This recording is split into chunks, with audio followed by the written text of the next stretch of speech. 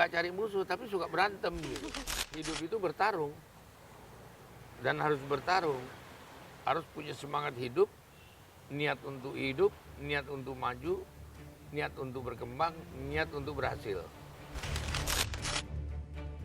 Nama Usman Sabtaodang atau yang akrab dipanggil Oso mungkin sudah tak asing lagi.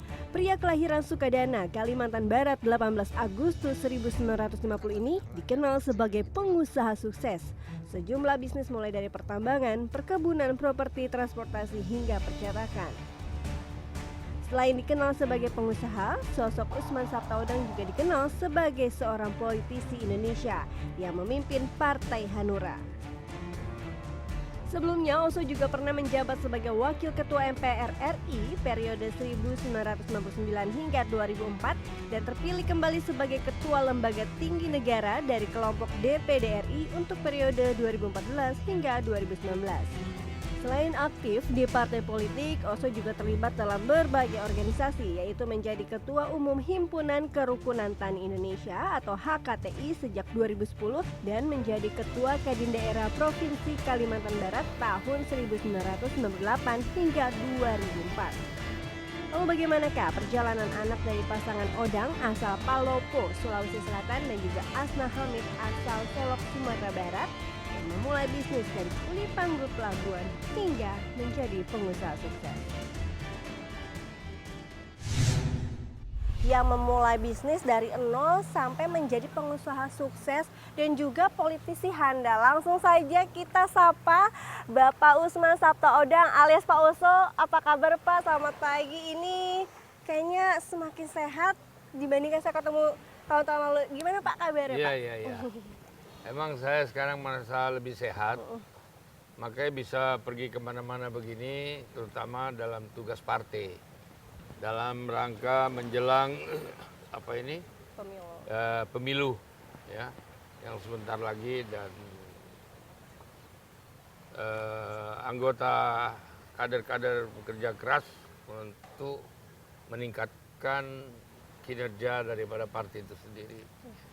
Pak, ini bisa dilihat Pak, pemandangan kita luar biasa indah, ada perahunya. Iyalah, makanya pagi-pagi diajak ke sini ini saya juga seneng nih. Ya. Ini jadi mengingatkan Bapak dengan kampung halaman nggak sih Pak? Iyalah, orang saya tinggalnya di pinggir laut, lahirnya di pinggir laut, ya, dan jarak dari rumah saya ke laut itu hanya 100 meter aja. Kayak beginilah nih, depan gini. Jadi saya rasanya kayak di kampung aja begini. Jadi Dan kembali ke indah kampung. ini. Ya. Kalau dulu masa kecil gimana Pak? Dulu di kampung halaman. Ya masa kecil gimana ya, masa kecil tuh indah sekali. Sangat indah tuh pada waktu masa kecil, sedang manja-manjanya kita, sedang lari-lari, sedang apa juga kita makan, ya. Yang nggak boleh dimakan kita makan, kadang-kadang dilarang nggak boleh kita makan juga gitu.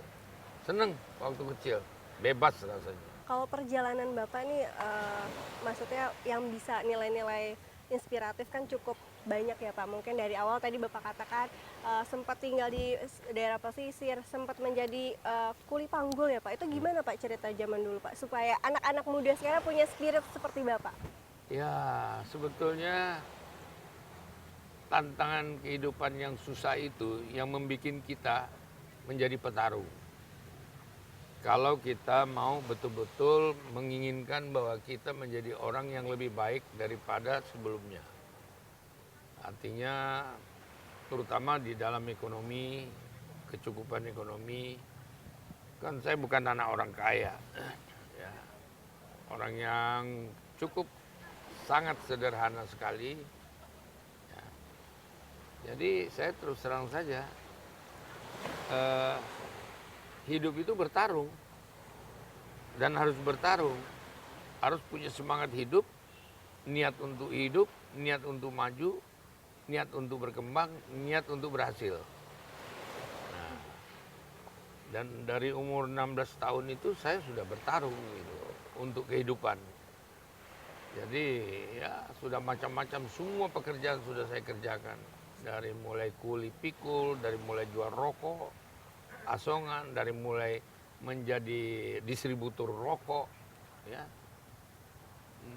Berdagang sayur, dari Jakarta ke Kalimantan bawa sayuran, dari Kalimantan ke Jakarta bawa kelapa dengan jahe dulu.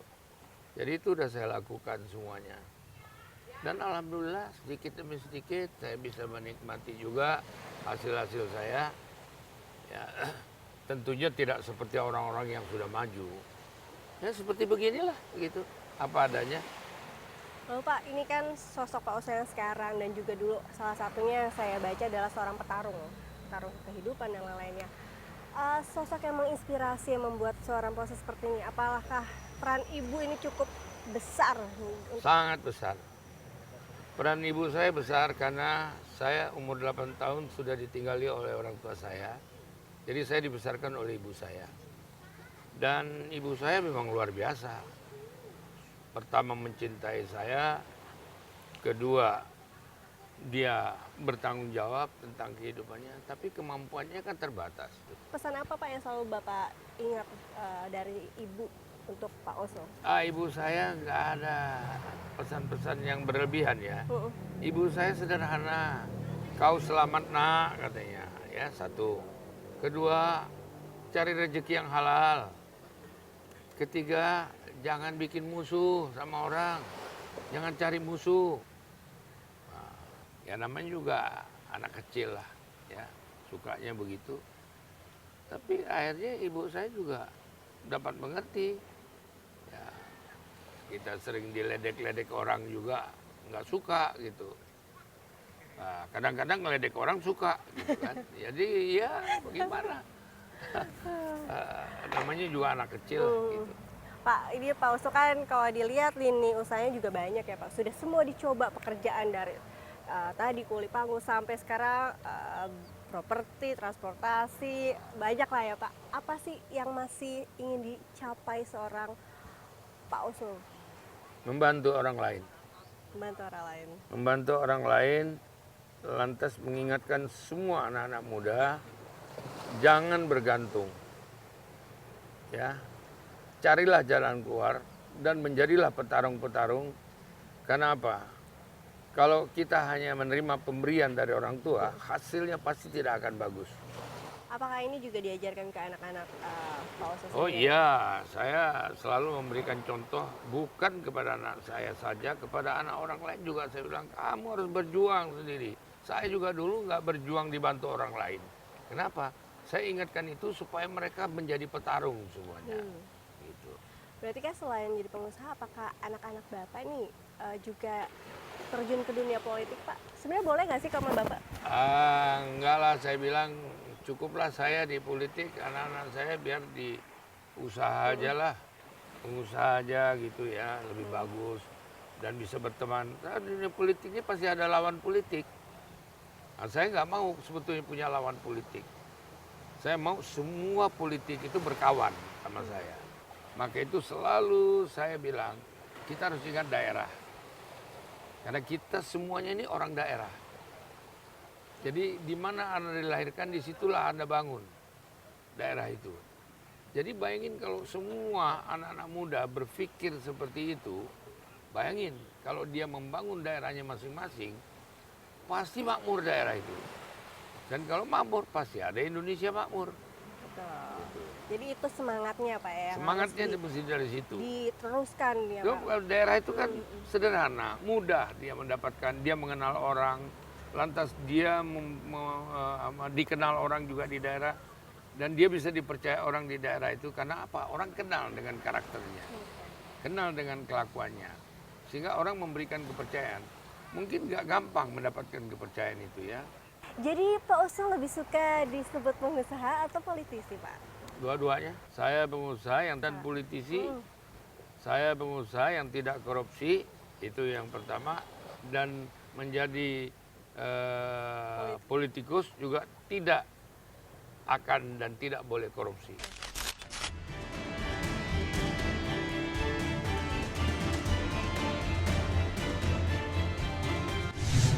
Kalau Anda lihat kader-kader Partai Hanura seperti ini di NTT ini, mungkinkah persaingan tidak ketat itu akan cair?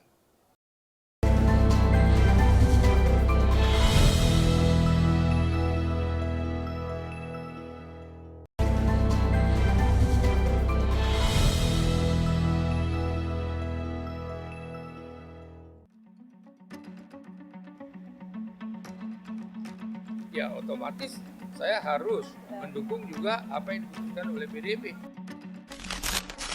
Sempat gagal lolos ambang batas parlemen pada pemilu 2019 tak menghentikan semangat Ketua Umum Hanura, Usman Sabtaodang, dalam menakodai Partai Hanura. Hal tersebut dibuktikan, kini Partai Hanura berhasil lolos masuk dalam salah satu peserta pemilu 2024. Targetnya perolehan suara di NTT itu kita punya target minimal tiap dapil 1 kursi. Dalam rapat kerja daerah, Oso pun mengajak semua bacalek dan para kader merapatkan barisan untuk bertarung dalam kontestasi pemilu 2024. Lalu bagaimanakah langkah Hanura memenangkan kontestasi pemilu 2024 dan cara Hanura menjaga eksistensi partai?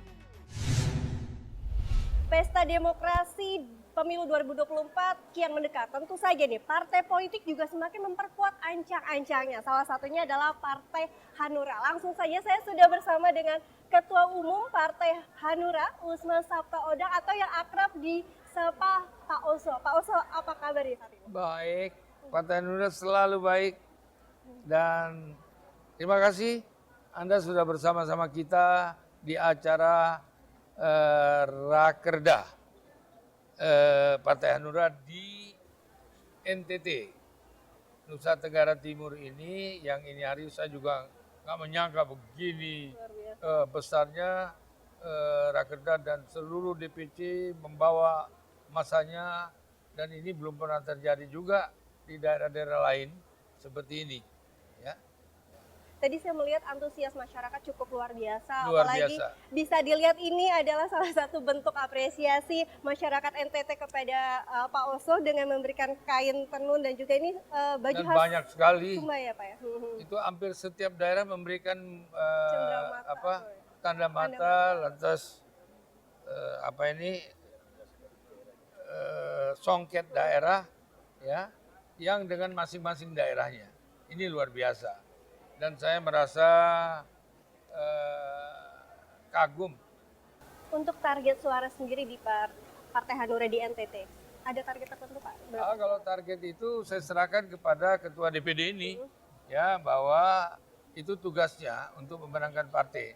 Tapi dia sudah membuktikan selama ini, ya, Partai Hanura di NTT ini dengan mendapatkan anggota DPR tingkat 1 yang cukup signifikan, gitu. Dan bahkan saya yakin mereka akan meningkat. Loh Pak, Hanura telah mendaftarkan bacaleknya kurang lebih 580 bacalek. Tadi menarik di sini, saya jadi saksi nih, banyak bacalek yang diberikan pesan kepada Pak Oso. Seperti apa Pak persiapan dari Partai Hanura sendiri? Sekarang sangat siap dan mereka saling bahu-membahu dari DPC, PAC, DPD sampai ke tingkat nasional DPP, yaitu baik caleg DPRD tingkat 2, tingkat 1 maupun tingkat nasional DPR RI. Itu luar biasa. Khusus juga di NTT ini. Itu luar biasa. Contoh aja lihat tuh. Tuh begitu. Target suara atau kursi parlemen sendiri Pak dari Partai Hanura di 2024? Itu rahasia partai. Kenapa kita tidak tahu? Kalau kita ceritain nanti kita punya dihitung-hitung orang juga. Berarti masih dirahasiain Pak ya? Iya dong, ya. Oh Pak, ini saya pengen tahu nih Pak, bagaimana Partai Hanura menjaga eksistensinya supaya tidak tenggelam dengan partai banyak yang muncul kan Pak saat ini juga. Ya, apa bagaimana itu tergantung kadernya. Kalau Anda lihat kader-kader Partai Hanura seperti ini di NTT ini, mungkinkah persaingan tidak ketat itu akan cair? Ya, akan cair. Artinya cairnya kemana saya nggak tahu. Tapi kan Anda sudah lihat bagaimana Partai Hanura di NTT ini, dia mempunyai prinsip-prinsip bagaimana memenangkan pertandingan dengan tanpa menyakiti orang lain atau partai lain. Berarti intinya untuk kepentingan bangsa begitu ya Pak? Kepentingan bangsa. Menarik Pak, tadi juga membahas mengenai dukungan kepada Pak Ganjar. Apakah sudah menentukan koalisi apa nih Pak? Oh, koalisi saya terus terang saja yang setunggu Ganjar, karena Ganjar didukung oleh PDIP, ya otomatis saya harus mendukung juga apa yang diputuskan oleh PDIP. Jadi nanti masalah wakil presiden itu tinggal presiden dengan Ibu Mega lah yang memutuskan. Masa kita-kita ini yang kecil-kecil mau campur-campur gitu. Udahlah itu urusan yang gede ya gede lah. Kita bagiannya kecil-kecil aja. Menarik nih ya Pak. Tapi jangan dijawab dulu Pak. Kita akan bahas di segmen selanjutnya seperti apa pandangan Bapak terhadap Pak Ganjar. Apakah sudah ada spill kira-kira kriteria cawapres? 100 itu ada. Oke, nanti kita akan lanjut lagi ke segmen selanjutnya. Pengen tahu seperti apa soal pandangan Pak Oso terhadap Ganjar dan juga Pak Jokowi.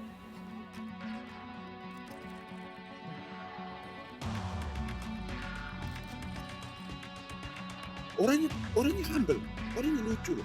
Tapi makanya dia tegas pada masalah tapi ramah pada caranya. Orangnya sangat, kalau diskusi sangat luar biasa. Tapi kalau pada prinsipnya dia sangat tegas. Inilah teman aku. Dia di Hanura, saya di Golkar, kami kenal saya. Pak Oso tegas, tetapi menyenangkan bagi kami. Ganjar adalah figur yang yang memungkinkan, yang sangat mungkin untuk menjadi seorang presiden.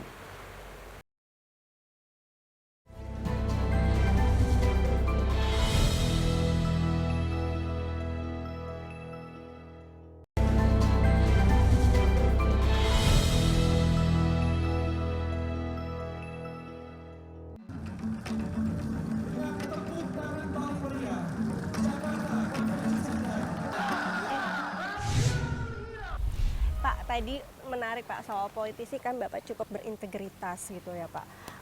Kemarin juga Hanura sudah mendeklar ya Pak mendukung Pak Ganjar ya Pak. Saya jadi penasaran nih Pak, sosok Pak Ganjar di mata Pak Oso ini seperti apa Pak? Yang Bapak kenal? Pak Ganjar itu ya orangnya sebetulnya sederhana. Saya kenal dia udah lama. Saya kenalnya waktu saya masih di fraksi utusan daerah. Ya, dia berapa kali, 2 kali jadi anggota DPR RI. Ya, jadi kita udah lama ketemu. Dan saya suka sifatnya, cara bercandanya, ya. Dia jahil juga orangnya. Kalau bercanda-bercanda suka ngeledek-ledek orang gitu ya. Dan bercandanya cerdas. Dan saya melihat memang dia anak pinter. Ya kan? Umurnya masih muda. Ya. Dan itu bukan pernyataan saya saja. Saya mengenal dia. Dia juga bilang di dalam statement dia mengenal saya. Jadi kita memang saling kenal. Saya nggak kenal orang terus milih-milih orang. Nggak Saya bukan sembarangan orangnya. ya Pak, nggak sembarangan menilai kalau Enggak lah, ada pengalaman. Pak, terus juga kemarin Bapak sempat men-spill kalau untuk cawapres nih kira-kira ada satu kriteria yang Bapak sebutkan milenial ya Pak ya. Seperti apa tuh Pak? Oh enggak, itu maksud saya milenialnya cawapres itu kan Ganjar ini Sosoknya masih juga. termasuk sosok muda. Ya pertama tentu partainya yang mendukung dia, terutama Bu Mega, tentu mempunyai pertimbangan-pertimbangan lain. Tapi Presiden juga sebagai orang partai PDIP, sebagai orang yang sudah melaksanakan tugas sebagai Presiden yang juga didukung oleh PDIP, tentu juga punya pertimbangan-pertimbangan orang yang selama ini dia ketahui di dalam pemerintahan. Nah, ini perlunya komunikasi instan antara Presiden dengan PDIP dan koalisi-koalisi partai yang nantinya bergabung kepada kepada PDIP. Karena saya lihat semakin hari ini semakin banyak yang mau bergabung. Ya. Jadi ya itu wajar saja kalau mereka mau bergabung kepada PDIP karena memang Ganjar adalah figur yang yang memungkinkan, yang sangat mungkin untuk menjadi seorang presiden. Jadi kalau partai-partai itu cerdas, dia nggak mau ketinggalan. Pasti juga Nantinya akan bergabung. untuk kalau Hanura sendiri ada rencana untuk memberikan usulan sendiri nggak sih Pak untuk cawapres kepada Bu Mega, kepada PDIP gitu Pak? Kalau bahasa Jawanya itu mbok rumongso biso, ojo rumongso biso gitu. Oh, oke. Ya kan? Jadi jangan merasa bisa ya karena kegagahan, tapi sebetulnya kemampuan kita untuk melakukan hal itu tidak cukup. Serahkan saja pada orang. Kita kan sudah mendukung figurnya. Nah sekarang masalah wakil kan masalah mereka, ya kan? Betul. Serahkan langsung ke Satu PDIP-nya. masalah presiden, calon presidennya sendiri. Kedua, Ganjar dengan Jokowi dan dengan Bu Mega itu nggak bisa dipisahkan, ya kan? Betul. Tapi yang penting udah dukung Ganjar karena memang tadi secara pengalaman dan juga cukup mengenal kinerja dan karakteristik dari Pak Ganjar sendiri begitu ya Pak? Dan setahu saya presiden itu memang sejak awal ya dia Iya. sudah kelihatan sekali mendukung Ganjar. Betul. Wah, jadi kalau umpamanya kan presiden kita kan orangnya susah ditebak, Betul. ya kan? Ya begini-begini, tapi dia tetap pada prinsipnya itu nggak akan goyang. Kalau Ganjar itu dukungan dia, itu nggak akan goyang. Betul. Ya, Ganjar didukung oleh juga partainya, itu nggak akan goyang. Pak ini tadi kita terlalu serius banget ya Pak. Saya sering dengar elit politik bilang kalau Bapak udah duduk sama Pak Jokowi itu selalu bercanda, selalu ceria. Sebenarnya ngobrolin apa aja sih Pak? Ngobrolin apa aja? Enggak, itulah orang-orang suka ngomong seperti itu. Kan bagaimana ya? Pak Jokowi itu orangnya baik gitu. Mungkin saya sama dia tuh sama. Samanya apa? Sama dari orang susah. Ya, Jokowi orang susah. Saya lebih susah lagi dari Jokowi dulu. Kan saya udah bilang. Hidup saya sampai dia masih tukang kayu. Saya tukang pikul. Kuli pelabuhan. Jadi mungkin ya di touch itu kita punya kesamaan dalam prinsip persahabatan. Saya nggak pernah ngatur apa Pak Jokowi juga nggak pernah ngatur saya, ya kan? Itulah indahnya persahabatan itu. Tulus berarti ya Pak ya? Ya saya kira dia tulus. Kenapa? Dia banyak sekali melihat ya bergerak melakukan hal-hal yang kalau ada orang-orang susah itu dia seneng dan dia bantu orang nggak tahu kalau dia bantu. Diam-diam lah istilahnya Ya, sampai orang itu tahu. Jokowi. Jadi dia nggak perlu show, ya. Banyak yang dibesarkan sama dia itu, kan? Orang yang kena kena hina orang itu selalu dia bela. Cara dia membela nggak ketahuan. Tadi ya unpredictable ya Pak Jokowi itu ya Pak. Tidak Very, bisa very, ditebak. very. Susah itu. Kalau Jokowi saya lihat itu seorang pemimpin yang susah ditebak. Tapi hasilnya selalu ada. Setiap dia mengambil keputusan, pusing orang dibikinnya. Kaget tiba-tiba ya Pak. Oh Pak, ini 2014 Bapak juga cukup berperan dalam kemenangan Presiden Joko Widodo. Biasanya Pak, kalau orang yang ikut berperan itu suka minta jabatan. Kenapa pertanyaannya selalu, Bapak dapat apa Pak mendukung dia? Karena Bapak Loh. anteng aja juga Pak kelihatannya. Nggak ada Bukan, apa-apa. saya bilang, rezeki saya mungkin ada di tempat saya, bukan di tempatnya dia gitu. Mungkin kalau salah-salah diberikan dari tempat dia, mungkin saya bisa bikin kesalahan. Jadi saya mengerjakan apa yang selama ini saya kerjakan. Ya kurang lebih nggak terlalu cukup hidup ya sudahlah. Sudah cukup Pak. Ya, tapi kepuasan saya turut mendukung seorang presiden yang benar-benar menjadi pilihan rakyat dan pilihan saya. Itu Jokowi. Kalau ditawarin Pak Jokowi sendiri pernah nggak sih Pak? Kamu mau ini nggak atau apa? Aduh, Jokowi itu Nggak menurut seperti saya itu ya, Pak ya? menurut saya nih, Jokowi itu nggak pernah menawarkan orang, tapi yang ada orang minta-minta kepada dia iya. Tapi bahwa berhasil enggak itu, kalau saya nggak yakin kalau Jokowi itu menawarkan. Tapi dia lihat kelakuan-kelakuan orang Nah, yang itu genit-genit dengan jabatan gitu, dia tahu itu. Oh, Jokowi ini pemain juga, bukan bukan sekedar orang turun dari kampung terus nggak ngerti kota gitu. Atau yang lugu gitu ya, Oh, Pak? lugu. Iya, itu yang kata kalimat lugu itu. Lugu, pura-pura kayak nggak tahu apa-apa gitu. Tapi belum you ngomong, dia udah tahu apa sih yang you mau ngomong. Berarti jenius Gila bisa ya, tuh. Pak? Jenius bisa dibilang ya, Pak? Saya kira iya. Hmm. Dia termasuk orang jenius yang political will-nya luar biasa untuk sekarang ini. Oke. Berarti Bapak cukup dekat dan emang kalau saya lihat sih sepanjang kalau Bapak di suatu forum ketemu pasti cuma ketawa lagi, pasti itu lagi. Ya. Jangan-jangan Bapak juga suka ngelucu ya, Pak? Enggak juga, saya kan bukan pelawak, kan beda sama Cak Lontong. Kalau Cak Lontong tuh dia ketawanya ngakak-ngakak, itu karena lucu. Kalau sama saya kan nggak mungkin ketawanya karena lucu. Ngomongin politik ya, Pak? Karena ya kelakuan saya aja mungkin gayanya. Oke, berarti itu tuh yang dikangeni Pak Jokowi ya, Pak? Ya? Iya. Oke, Pak. Soalnya kita sering berdebat-debat di lingkungan kita gitu, kalau dia ada, itu dia kadang-kadang yang TikToknya itu cocok gitu. Oh, ternyata Pak Jokowi juga ini Oh ya, iya. enggak. Oh jangan salah. Dia ngeledek orang nggak kerasa orang diledek. Bapak pernah diledek nggak Pak Jokowi? Oh saya sering diledek tapi saya balas. Jadi Ya, saya pernah dikerjain sama dia. dikerjain apa, Pak? Iya. Diajak naik mobil, minta antar. Padahal saya waktu itu masih pimpin rapat gitu. Minta antar ke Halim. Sampai di Halim, suruh ikut naik ke pesawat. Sampai di pesawat tutup pintu, terbang ke Medan. Diculik ya, Pak? Ya, aduh, bukan diculik lah, tapi dikerjain. Dikerjain Tapi balik, nanti satu Pak. waktu saya balas juga, saya mau kerjain dia.